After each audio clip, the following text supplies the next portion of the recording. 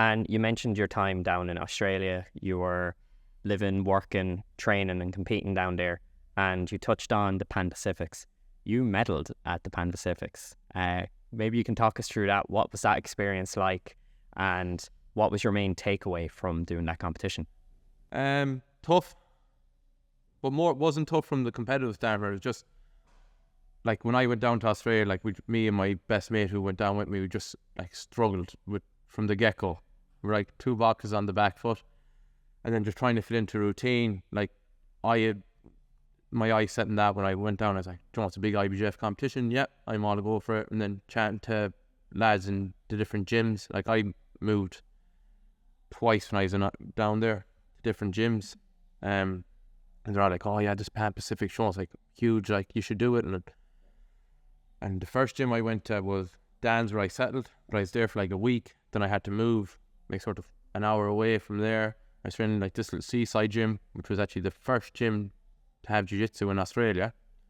And I landed there, and like the lads wouldn't roll with you, or they're open mats you'd rock in on a Saturday, and they'd be chatting, and I'd be sitting there going like, you know, like, does anyone want to sort of roll or do a bit of training? Like I'm very much, if I delegate an hour to training, I'd train.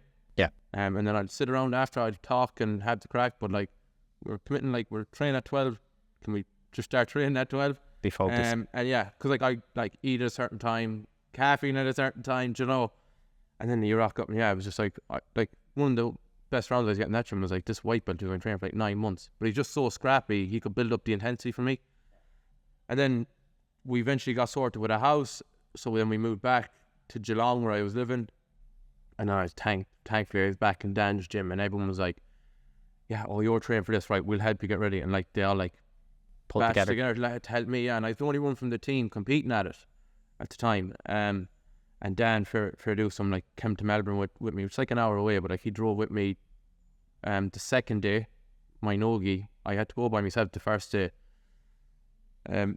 So like training for that like was tough, because I was working on construction site, so I was up at 6:30, being on site for 7:30, home at 3 or 4, eat, have a shower, try and wind down for an hour. Training was at 6 there, train from 6 to 8, go home, shower, eat again, try and go lifting, be in bed for 10, up at 6:30 again, and it was just non-stop.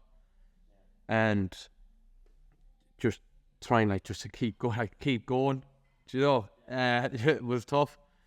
And then the first day of competing, like, got on the train by myself, was there in the hall all day by myself. Like, I got there early because I didn't want to be like late at all. I wanted to sort of like gather my bearings. Yeah. Like, I'd no one in my corner for the first day, which was gi.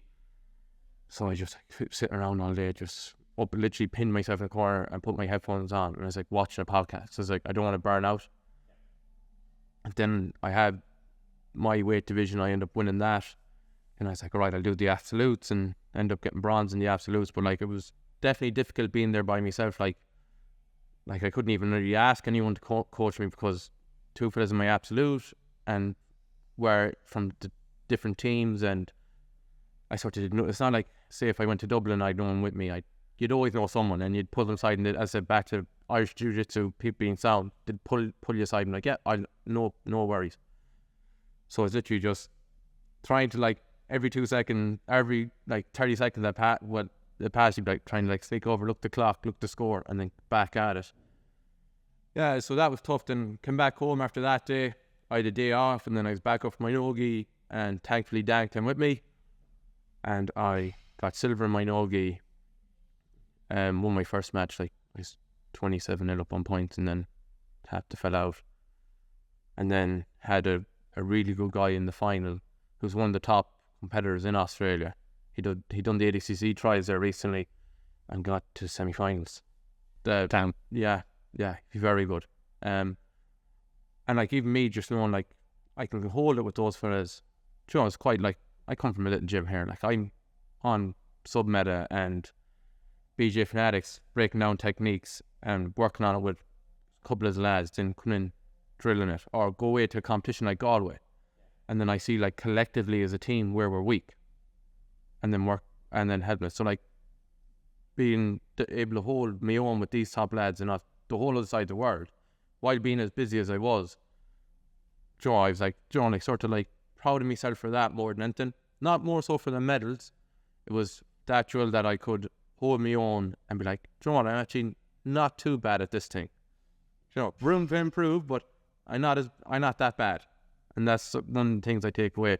But being down there, like, the Pan Pacific it's amazing. Like, you see on the high level black belts, you know, bumped into like Lachlan Giles at it, and he's up like, oh, he's watching it, you know, really solid performances. And I sort of like, geez, oh, so I saw him sort of patting the back to get from Lachlan Giles, and he's like, oh, like, if you're ever in Melbourne, pop in and train us, I'd love to have you.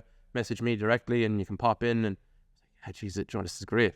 You know, like building those sort of relationships. And Australians are like Irish as well. They're fairly sound. To see enough of us down there, that's like, I think they've adapted to our culture. So both loads of us go down to Australia.